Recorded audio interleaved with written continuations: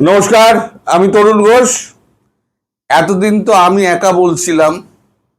আপনারা অনেকেই আমায় বলছিলেন যে আপনি অসম্ভব সমস্ত কথা বলছেন, শেখ হাসিনা এই মুহূর্তে ফিরে আসতে পারেন না।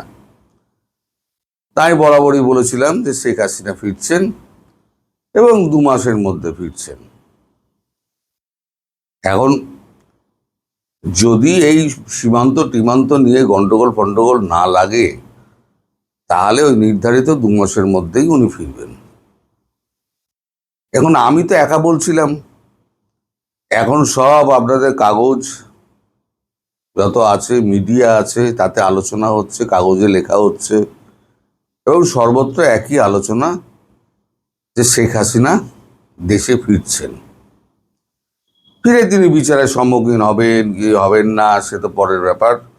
এখন শেখ হাসিনা ফিরলে পরে যে অবস্থা হবে, আমার যা আন্দাজ, আর আমি যা যা আন্দাজ করে বলেছি এখনো পর্যন্ত কোনোটাই মিথ্যা হয়নি, যে অন্তত 1 কোটি মানুষ তো ঢাকার বুকে নেমে পড়বে। বিভিন্ন জেলা, উপজেলা, ঢাকা শহর সমস্ত মিলিয়ে 1 কোটি মানুষ নেমে পড়বে। কোথায় পুলিশ, কোথায় সেনা, কোথায় আনসার, কোথায় বিরোধী বাহিনী, কোথায় বৈষম্য বিরোধী ছাত্র, সব হাওয়া হয়ে যাবে। শুধু উনি ঘোষণাটা দিন, এবং দিন ঘোষণা হয়তো খুব তাড়াতাড়ি হতে পারে। যদিও অনেক ক্ষেত্রে বিধিনিষেধ থাকে, তিনি ঘোষণা নাও দিতে পারেন। তবে আমার কাছে যা খবর, তিনি ঘোষণা করেই ফিরবেন যে অমুক দিনকে আমি ফিরছি।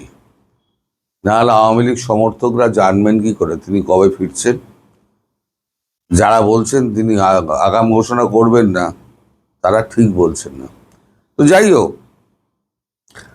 গত পরশুদিনই সম্ভবত, এখন আমি ভুলে গিয়েছি ডেটটা, জয়শঙ্করজি শেখ হাসিনার সঙ্গে দেখা করেছিলেন। আমি 2 দিন ধরে খবরটা আপনাদের দিতে পারিনি, কারণ আমি খবরটা পাইনি। কালকে সন্ধেবেলাতে আমি খবরটা কিছুটা জোগাড় করেছি, সম্পূর্ণ পেয়েছি সে দাবি আমি কখনোই করব না, কিছুটা পেয়েছি। এখন জয়শঙ্করজি ছুটেছিলেন একটাই কারণে, তার সাউথ ব্লকে একটা দ্বিতীয় মিটিং ছিল।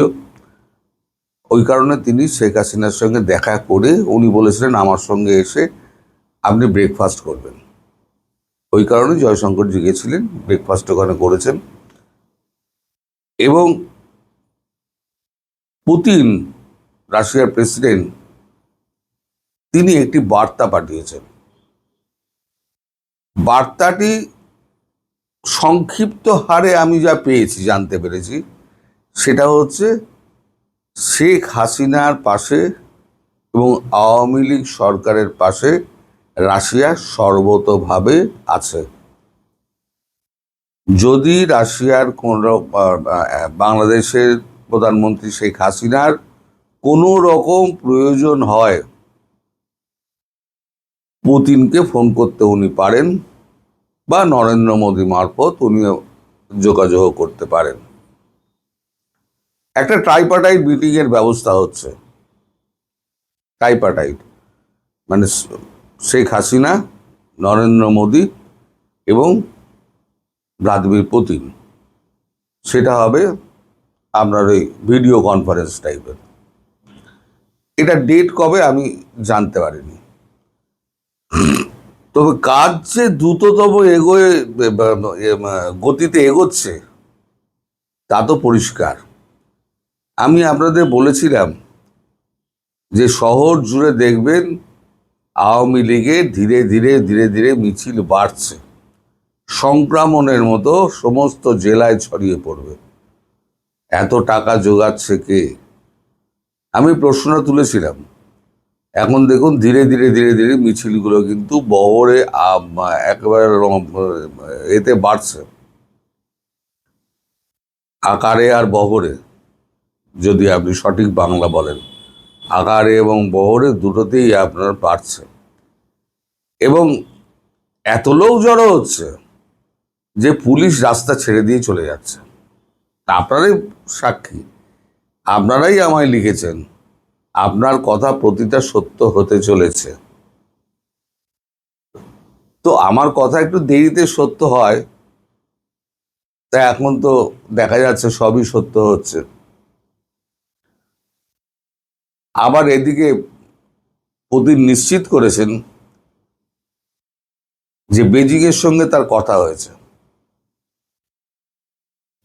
মানে জয়শঙ্করজিকে বলেছেন বেজিং এ শি জিনপিং এর সঙ্গে, প্রেসিডেন্ট শি জিনপিং এর সঙ্গে তার কথা হয়েছে এবং শি জিনপিং তাকে বলেছেন যে ভারত বাংলাদেশ এর মধ্যে যদি কোনো রাজনৈতিক পট পরিবর্তন হয় অথবা যদি আপনার কোনো রকম সংঘর্ষ বা অমুক কিছু হয়, মানে চীন নিরপেক্ষ থাকবে।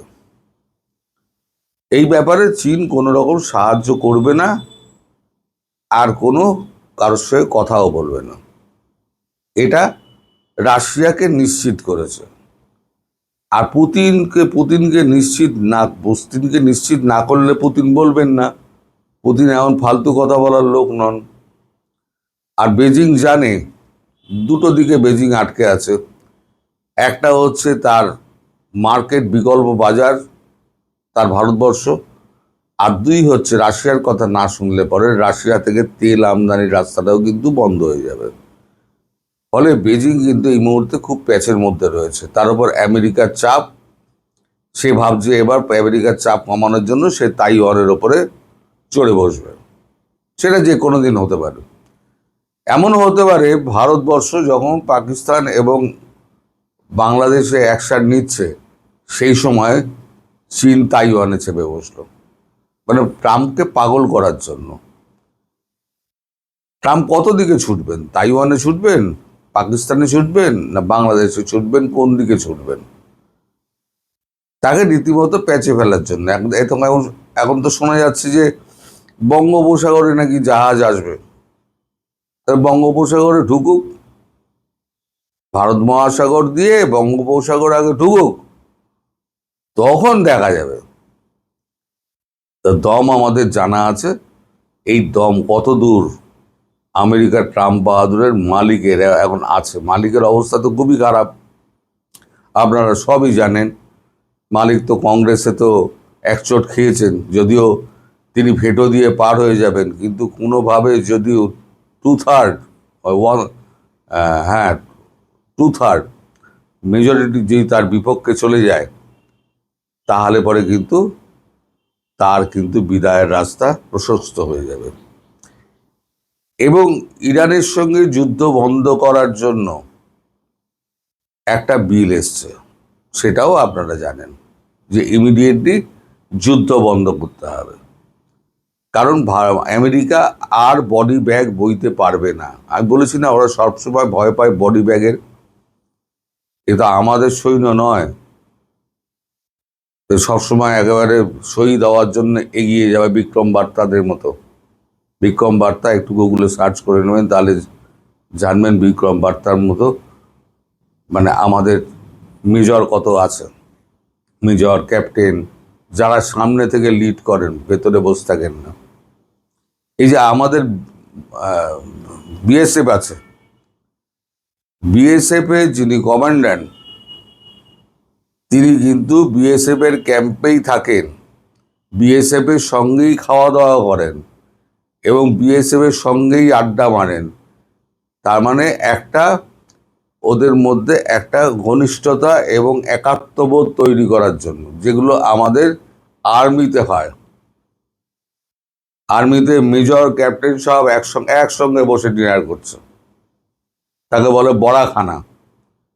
এই বড়াখানা যেমন আমাদের আর্মিতে আছে, তেমন আমাদের আধা সামরিক বাহিনী, বিএসএফ, আইটিবিপি, এগুলো হচ্ছে আমাদের আধা সামরিক বাহিনী, তারাও আছে। বড়াখানা প্রতি সপ্তাহে একদিন করে হয়।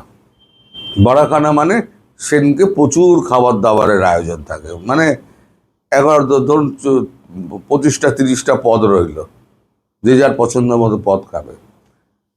তো যাই হোক, আর আপনাদের বিজিবির কি হয়? বিজিবির সমস্ত সেনাবাহিনী থেকে লোক আসে, যিনি তিনি ঠান্ডা ঘরে বসে থাকেন, ঠান্ডা ঘরে বসে থেকে তিনি অর্ডারটি দেন। কিন্তু যুদ্ধ কি? যুদ্ধ হচ্ছে গিয়ে আপনার একবার তাৎক্ষণিক ডিসিশন নিতে হবে, যে এখানে এই হচ্ছে, এখানে আমার তাৎক্ষণিক ডিসিশন নিচ্ছে। মানে সিও কোথায়? সিওকে জিজ্ঞেস করলে সিও বলবে ঠিক আছে আমি আদেশ নিচ্ছি। এই আদেশ নেওয়া, যে ডিজির কাছে আদেশ নেওয়া, আপনাদের যে বিজিবির যে ডিজি, তার কাছে আদেশ নেওয়া, সেই আদেশটা এসে তিনি ভেবেচিন্তে বলবেন, সেটা এক্সিকিউট হবে, হতে হতে এদিকে কাম খতম। আমাদের সেটা নয়, আমাদের সিও সঙ্গে থাকে, কমান্ডিং অফিসার বলবে গুলি চালাও, গুলি চালিয়ে দেবে, তারপরে যা হবে দেখা যাবে। ভারত সরকার তো আছে পেছনে লড়ে যাওয়ার জন্য। তো এই যে এখন অবস্থা যেটা জটিল হয়ে রয়েছে, এখন ভারত চাইছে না যে কোনো সংঘর্ষ হোক, আসলে ভালো ভালো শেখ হাসিনাকে ঘরে ফিরিয়ে দেওয়া হোক। কিন্তু বেড়া দেওয়া নিয়ে যে অশান্তিটা চলছে, আজকেও, গতকালকেও হয়েছে, গতকালকেও দুপুরবেলার দিকে এই অশান্তিটা মেঘলিগঞ্জের দিকে হয়েছে, আজ ওদিকে কিষেনগঞ্জের দিকে হয়েছে, আর সেভেন সিস্টার অঞ্চলে তো, শিলিগুড়ি অঞ্চলে তো হচ্ছেই, রেগুলার হচ্ছে। এখন বিজিবির লোক সংখ্যা কম বলে গ্রামবাসীদের খেপিয়ে দিচ্ছে, আর গ্রামবাসীদের যেই বন্দুকের নল ধরছে, গ্রামবাসীরা উল্টো পায়ে দৌড়াচ্ছে। তো যে কথায় যাচ্ছিলাম, শেখ হাসিনা সম্ভবত একটা ট্রাইপার্টাইট মিটিংয়ে যোগ দেবেন।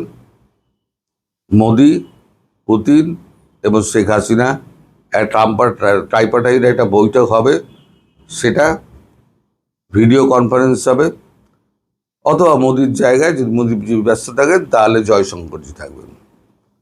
এইটা, আবার জয়শঙ্কর যদি ব্যস্ত থাকেন তাহলে আমাদের অজিত দোভাল থাকবেন, এনএসএ। কারণ অজিত দোভালের সঙ্গেও পুতিনের খুব ভালো সম্পর্ক, 1-to-1 কথা হয়।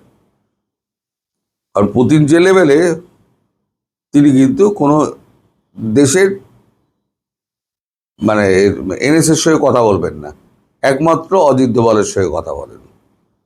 কারণ অজিত দোভাল এত বুদ্ধিমান মানুষ, এবং তিনি এতটা ভালোভাবে ভারতবর্ষকে চেনেন, এবং রাশিয়ার সঙ্গে বন্ধুত্বের একটা সম্পর্কের পেছনে অজিত দোভালের একটা বড় হাত রয়েছে। তো এই হচ্ছে সাম্প্রতিক পরিস্থিতি। জয়শঙ্করের জন্য, জয়শঙ্কর এই জন্যই ছুটে গেছিলেন এবং এইটা বলে এসছেন। আপনাদের কাছে আমার একটা জানার জিনিস আছে, আমার একটু জানাবেন আপনারা, যে আমার কি লাইট বেশি হয়ে যাচ্ছে? অনেকে লিখছেন যে আমার লাইট বেশি হয়ে যাচ্ছে। সত্যিই কি সকলের মানে আমার লাইটটা বেশি হয়ে যাচ্ছে? সবার পরে তো সব রকম রিফ্লেকশন আসে না, ছবিও আসে না। তো এক একজনের ফোনের সেটিংস এক এক রকম আছে। তো আপনারা যদি আমাকে একটু জানান, সেই মতো আমি লাইট ফিক্সিংটা ঠিক করতে পারি। সবাই ভালো থাকবেন, সুস্থ থাকবেন এবং সাবধানে থাকবেন। নমস্কার।